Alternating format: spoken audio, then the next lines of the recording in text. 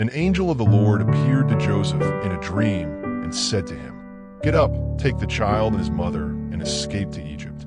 Stay there until I tell you, for Herod is going to search for the child to kill him." So Joseph got up, took the child Jesus and his mother during the night, and left for Egypt, where he stayed until the death of Herod.